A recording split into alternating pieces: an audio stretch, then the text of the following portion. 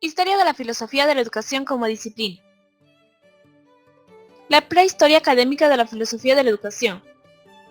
Desde Sócrates, pensadores que pertenecen a épocas y tradiciones filosóficas muy diversas han formulado ideas filosóficas acerca de la educación. Estas ideas filosóficas sobre temas educativos se pueden agrupar en 4 grandes tradiciones del pensamiento. La aristotélica incluye en esta el pensamiento clásico y las aportaciones cristianas, el racionalismo post-cartesiano, la filosofía empirista y el idealismo.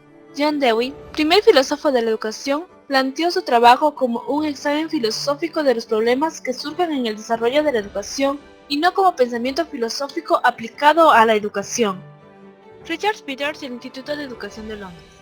Peters ha contribuido más decisivamente a edificar la filosofía de la educación. El análisis lógico del lenguaje se convirtió a inicios del siglo XX en el instrumento imprescindible para la clarificación del significado de los conceptos y la justificación de valor de la verdad. Peters defendió que la filosofía de la educación debía ocuparse en primer término del análisis lógico de los conceptos empleados en el discurso pedagógico y la fundamentación de los conocimientos, creencias, acciones y actividades educativas.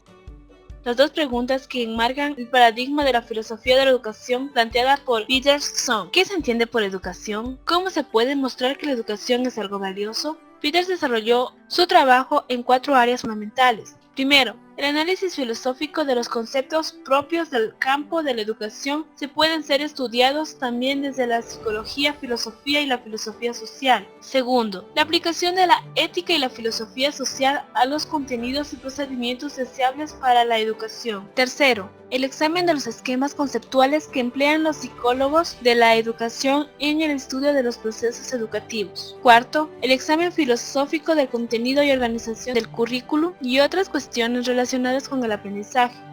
Peters parte de la idea de persona educada, que se forjó en el siglo XIX, aquella que se ha desarrollado moral, intelectual y espiritualmente. Describe la educación como la actividad mediante la cual la propia cultura es entregada por una generación a la siguiente.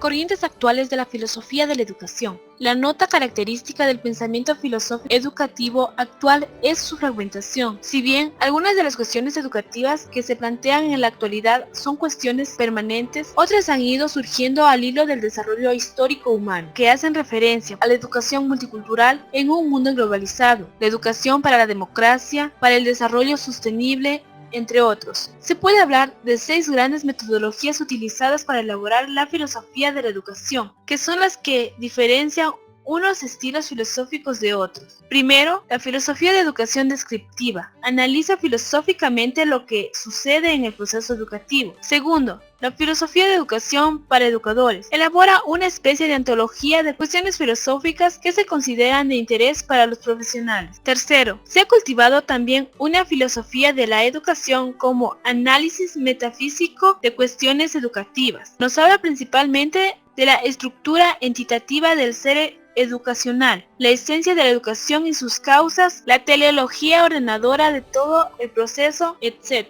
Cuarto, la filosofía analítica de la educación trata de clarificar el contenido conceptual de los términos del lenguaje que se emplean en el contexto de la educación. 5. Hay autores que defienden una filosofía de la educación reflexiva sobre los supuestos profundos de la educación, que integren un buen conocimiento de la historia y las conclusiones de la antropología filosófica. 6. El enfoque educativo en la filosofía de la educación o estudio de las escuelas de filosofía busca explicar las consecuencias educativas que se pueden extraer de los principales sistemas filosóficos. Este tipo de filosofía de la educación señala que la postura metafísica o epistemológica no puede tener implicaciones lógicas necesarias que sean aplicables en el campo de la teoría y las prácticas educativas. Dos filósofos que pertenecen a una misma escuela filosófica pueden estar en desacuerdo respecto a cómo deben llevarse a cabo determinadas prácticas educativas, y personas que coinciden sobre cuestiones educativas pueden sostener posturas filosóficas muy diferentes. Es posible descubrir rasgos recurrentes en la filosofía de la educación que elaboran pensadores que pertenecen a una corriente filosófica determinada.